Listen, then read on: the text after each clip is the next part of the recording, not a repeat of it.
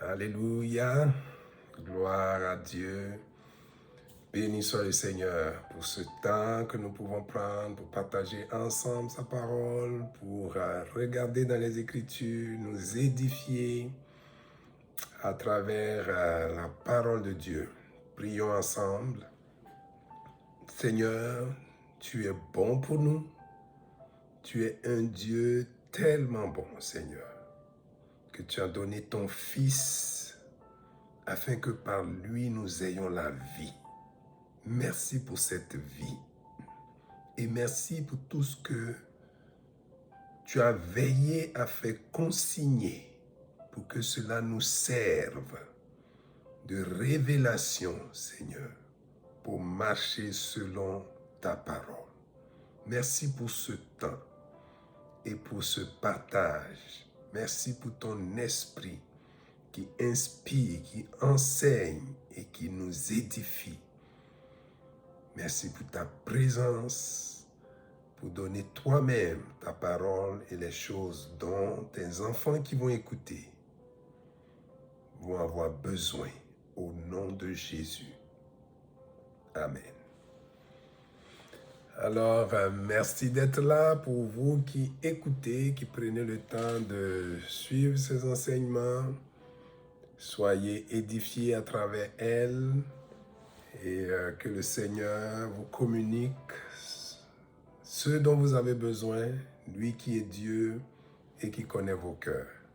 Alors nous continuons aujourd'hui avec la deuxième tentation de Jésus. Nous terminons aujourd'hui avec la deuxième tentation de Jésus où le Seigneur a répondu au diable. Il est aussi écrit, tu ne tenteras point le Seigneur ton Dieu. Et c'est ces dires de notre Seigneur Jésus que nous allons voir dans cette session. Tu ne tenteras pas le Seigneur ton Dieu.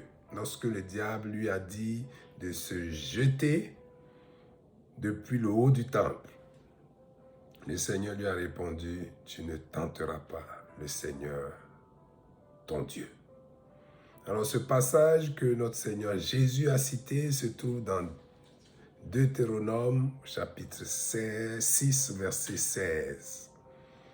Et dans ce passage, il est écrit, vous ne tenterez pas l'Éternel, votre Dieu, comme vous l'avez fait à Massa.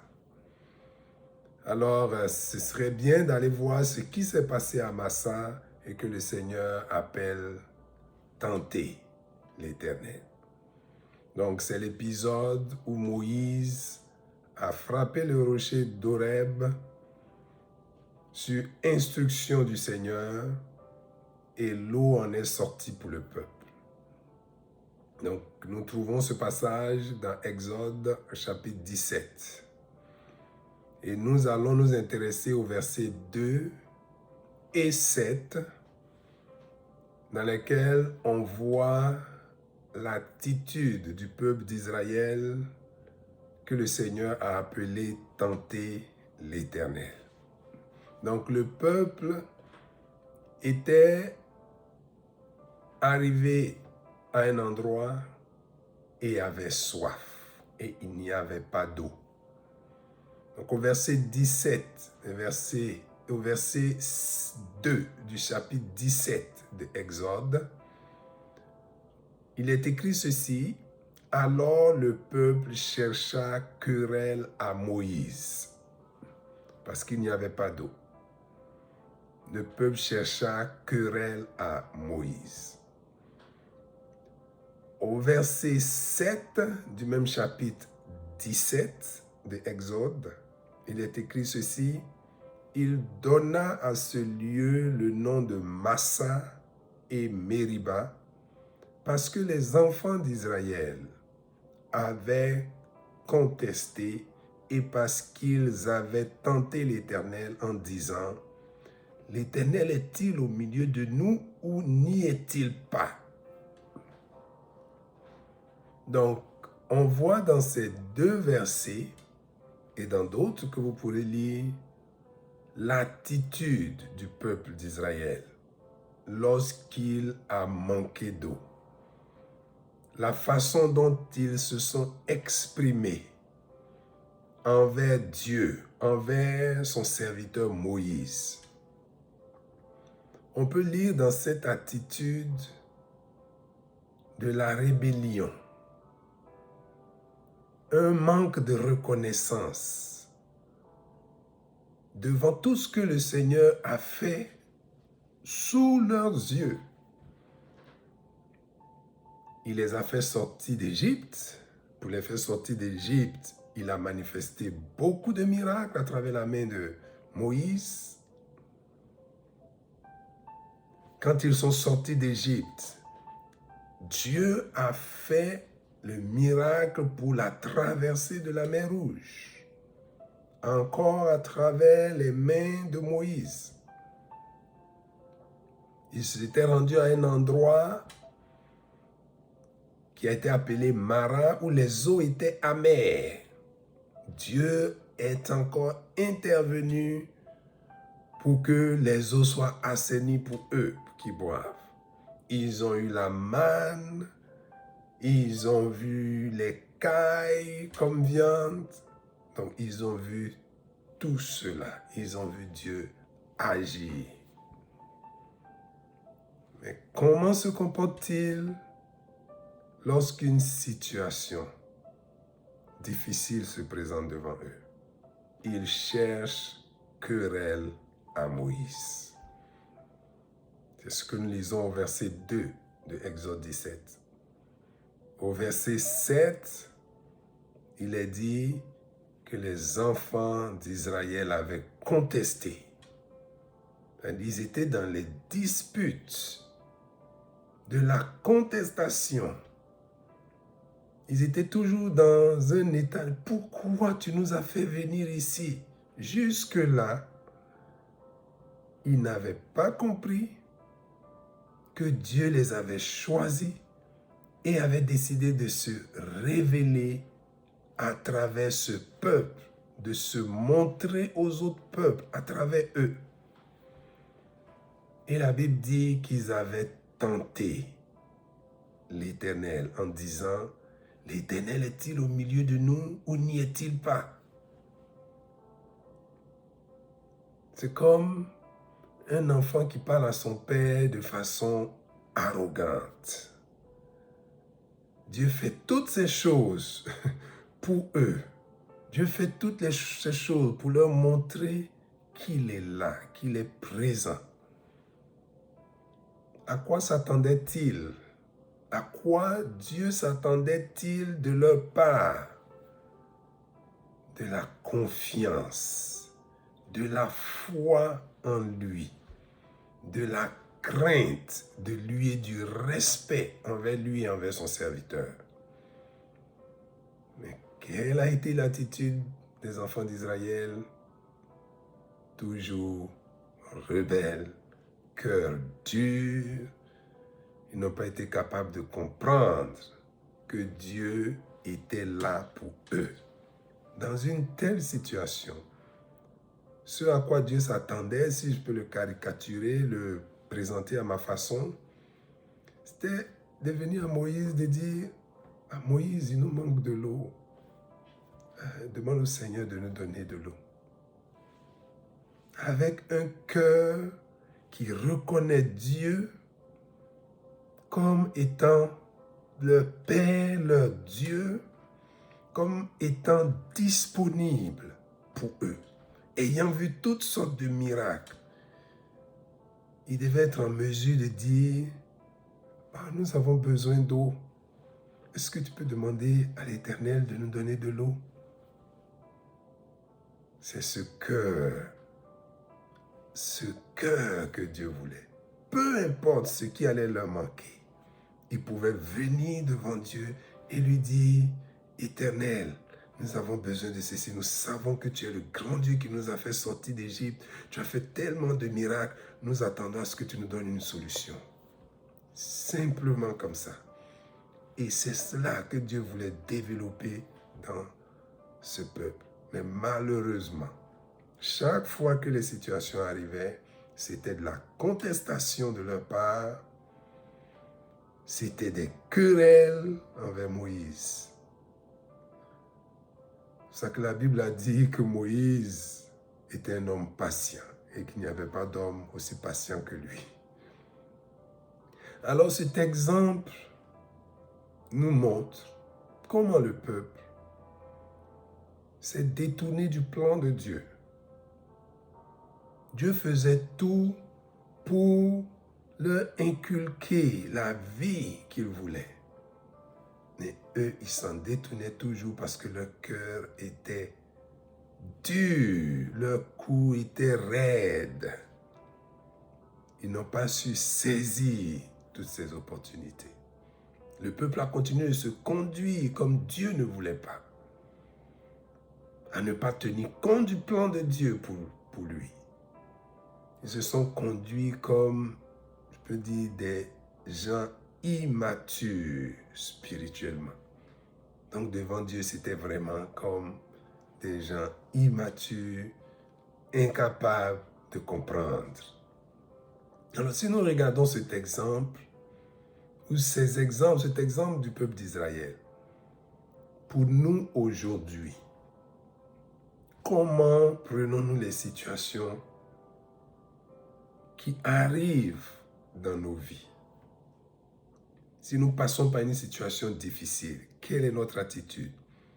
Une attitude de foi où nous savons que Dieu a la solution pour nous, ou une attitude de déception parce que pour nous, Dieu n'a rien fait.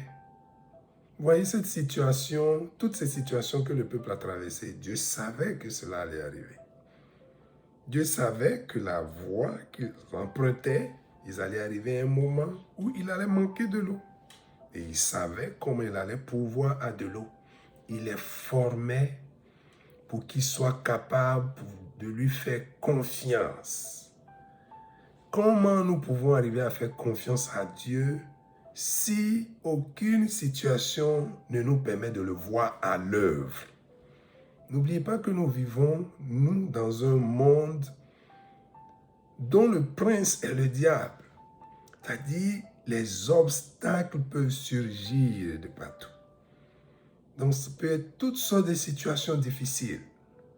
Mais la façon dont l'enfant de Dieu doit traiter ces situations, c'est par la foi en Dieu.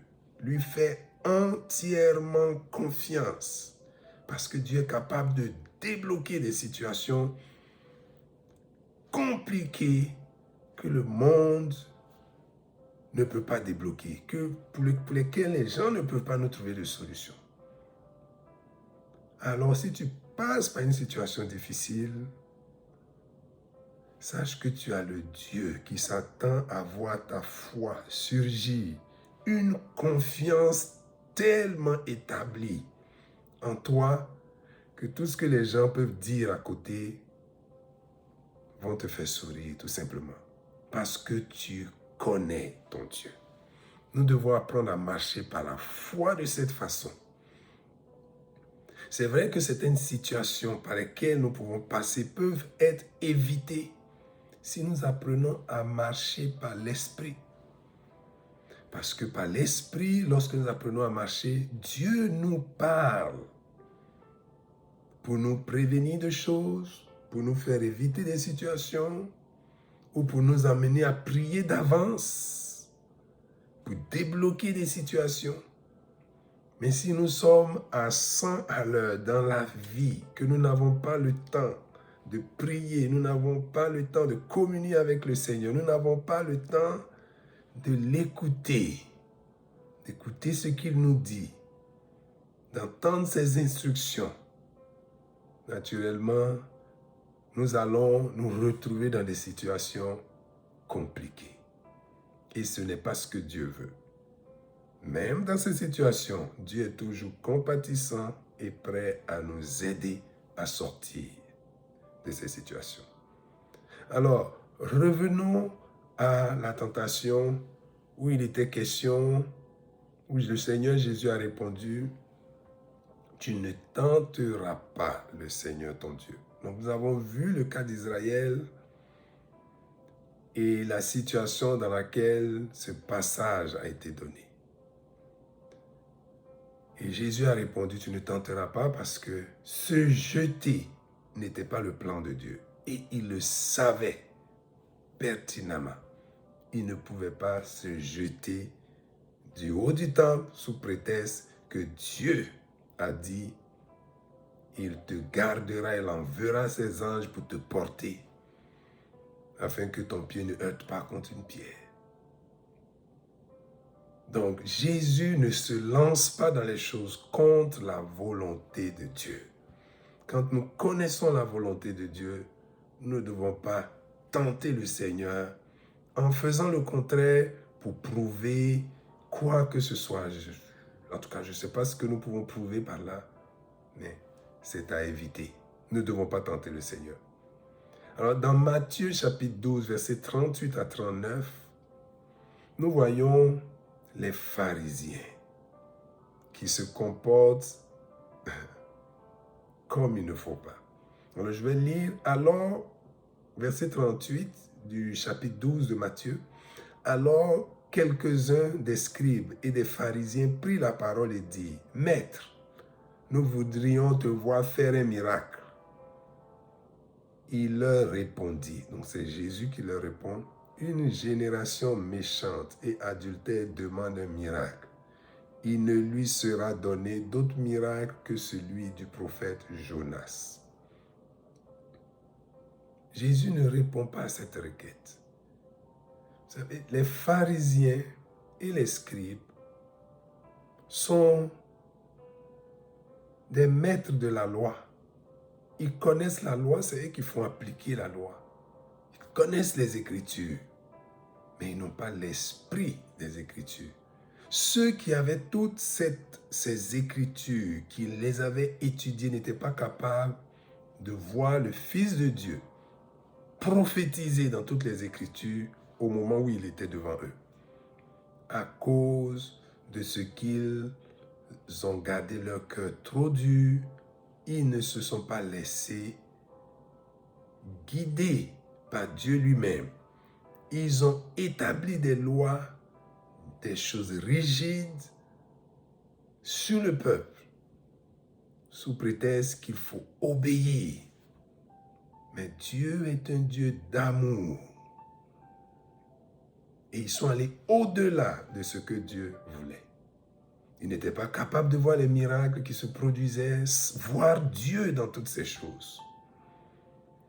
Alors ils étaient animés d'un esprit mesquin, venant demander à Jésus de faire un miracle. Jésus n'a pas répondu à cela, il les a qualifiés de génération méchante et adultère. Leur cœur n'était pas entièrement à Dieu. Leurs intérêts comptaient plus que la volonté de Dieu. Qu'en est-il dans notre vie? La volonté de Dieu, le plan de Dieu est-il plus important pour nous que toute autre chose? Est-ce que notre intérêt personnel, notre orgueil personnel ne prend pas le dessus quelquefois devant le plan de Dieu? Lorsque nous trouvons devant les gens, sommes-nous capables de nous humilier, même si, quand nous voyons que le plan de Dieu est autre que ce que nous avons pris? Comme David, qui, lorsqu'il a reconnu que c'était lui le coupable, s'est tout de suite humilié devant le Seigneur. Jésus les traite, je veux parler des scribes et des pharisiens, de tombeaux blanchis dans Matthieu 23, verset 27. Parce qu'ils n'étaient pas vrais. Ils n'étaient pas vrais. Leur cœur pensait une chose, leur cœur pensait une chose et leur bouche disait autre chose. Ils sont trompeurs comme Satan, le tentateur, qui vient, qui utilise les Écritures et qui veut faire chuter Jésus. Ces choses nous enseignent à nous attacher à la parole, à nous attacher à l'Esprit de Dieu, d'un cœur humble, d'un désir ardent de plaire à Dieu et de marcher selon sa parole. Plusieurs situations peuvent venir plutôt dans notre vie. Mais le Seigneur doit rester la priorité. Et nous devons comprendre que Dieu est un Père pour nous. Il n'y a pas de meilleur Père que Dieu. Donc, peu importe la situation devant laquelle nous allons nous trouver, nous pouvons aller devant Dieu comme ses enfants et lui parler comme un bon Père qui a toutes les réponses et recevoir de lui la réponse. Que Dieu soit béni dans vos vies, que Dieu soit glorifié dans vos vies. Seigneur, je te rends grâce, je te bénis, je t'élève pour ta parole, qui est vie pour nous et qui nous donne d'être illuminés dans nos vies. Merci pour tes enfants qui écouteront cet enseignement. Que ton esprit lui-même parle encore plus profondément par rapport aux choses qui les concernent et que ton esprit les guide à cette vie, cette communion avec toi, cette vie de victoire à laquelle tu nous appelles dans ce monde contrôlé par l'ennemi. Merci de nous avoir placés au-dessus de tout cela en Christ Jésus. Merci Seigneur pour ta parole dans le nom puissant et glorieux de Jésus-Christ. Amen.